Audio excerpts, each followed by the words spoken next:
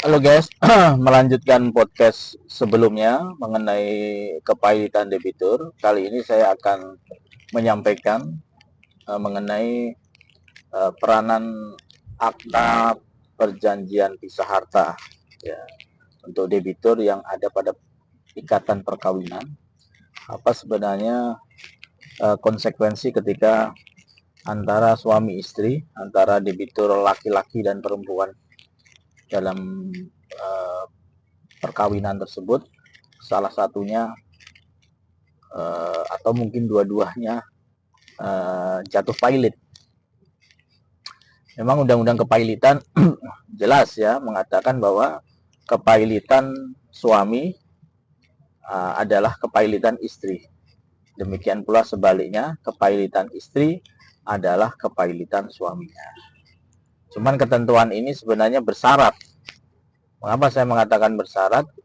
Karena sebenarnya konsep daripada kepailitan dan PKP itu mengacu atau mendasarkan pada ketentuan pasal 1131 KUH Perdata bahwa harta benda milik debitur demi hukum menjadi jaminan atas perikatan yang dibuat debitur kepada kreditur, baik perikatan yang lahir dari perjanjian ataupun yang lahir dari undang-undang. Jadi sebenarnya orientasi atau fokus daripada kepailitan itu adalah mendasarkan pada aset ya.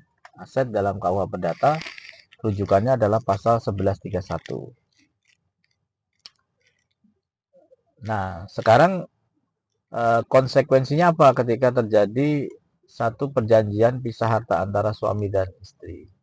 Ketika suami dan istri itu ada pada perjanjian pisah harta, berarti dengan demikian perkawinan keduanya, perkawinan suami istri itu tidak ada pada persatuan harta, sehingga tidak ada harta bersama.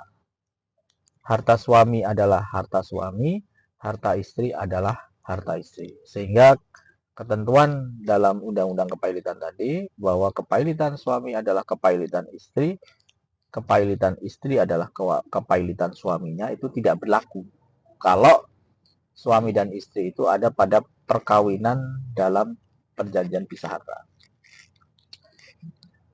Sehingga kalau dalam perjanjian pisah harta terdapat dalam perkawinan ada perjanjian pisah harta, maka ketika suami dinyatakan pailit dalam satu putusan pengadilan, maka istri tidak secara otomatis pailit. Demikian pula sebaliknya. Ketika istri dinyatakan pailit dalam satu putusan pengadilan, maka tidak serta-merta suami itu pailit. Keduanya ada pada subjek hukum yang memiliki harta kekayaan berbeda. Kekayaan sendiri-sendiri. Nah, ini penting saya kira ya untuk siapa saja yang kemudian mungkin punya risiko dipailitkan dalam posisi dia dalam persatuan harta, maka bisa kemudian nanti mengajukan perjanjian pisah harta, membuat perjanjian pisah harta. Kalau berdasarkan putusan Mahkamah Konstitusi, perjanjian kawin atau perjanjian pisah harta itu tidak hanya dibuat pada saat perkawinan atau pada awal perkawinan atau pra perkawinan, tetapi itu bisa dibuat setelah perkawinan. Cuman sekali lagi berlaku ke depan, jadi tidak ada berlaku surut.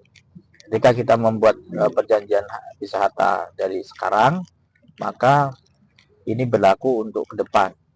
Jadi harta perkawinan yang kita peroleh setelah perjanjian ini kita buat, nanti ada pada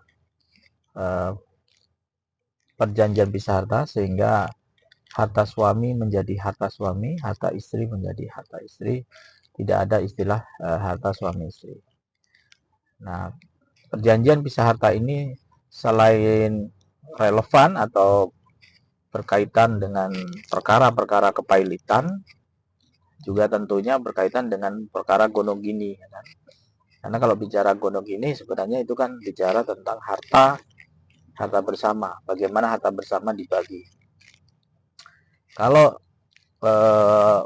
antara suami dan istri tidak dalam perjanjian pisah harta, maka ketika terjadi perceraian di antara keduanya, maka harta gonogini itu dibagi separuh untuk suami, separuh untuk istri. Tidak peduli, ya kan, perolehan daripada harta tersebut diperoleh oleh istri berdasarkan mungkin perjanjian jual beli yang dilakukan oleh istri, ataupun mungkin gaji yang diterima istri ketika istri bekerja.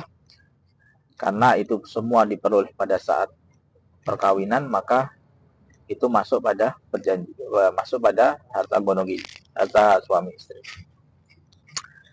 Ketentuan undang-undang mengecualikan hal-hal tertentu saja, misalkan harta yang diperoleh dari hadiah, harta yang diperoleh dari wasiat, harta yang diperoleh dari warisan, ya kan, harta yang diperoleh dari hibah.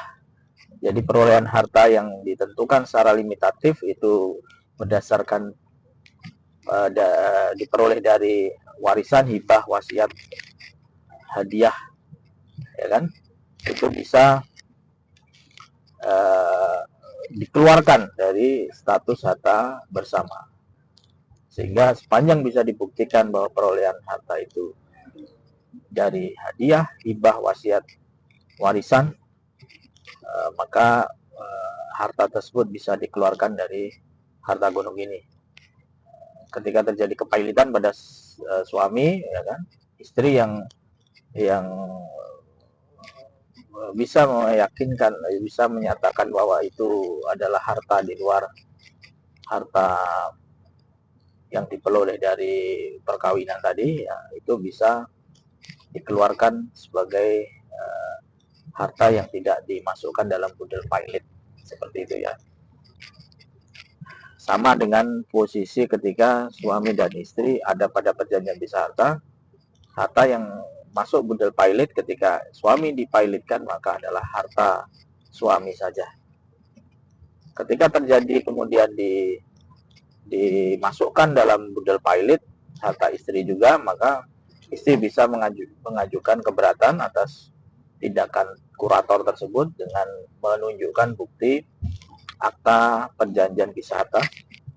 Kalau misalkan kurator tetap bersikukuh memasukkan harta tersebut dalam budel kepailitan, maka dia bisa mengajukan gugatan lain-lain ya. Dalam kepailitan dikenal gugatan lain-lain, gugatan untuk mempermasalahkan tindakan kurator atas penyitaan harta milik suami atau milik istri atau milik pihak ketiga yang sebenarnya itu tidak termasuk pada harta kepailitan atau budel pailit.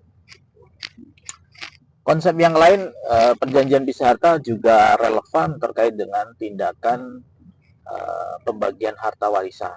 Ya. Kalau status kalau suami atau istri itu meninggal dunia, atau salah satu dari keduanya meninggal dunia, maka yang hidup terlama adalah ahli waris ya.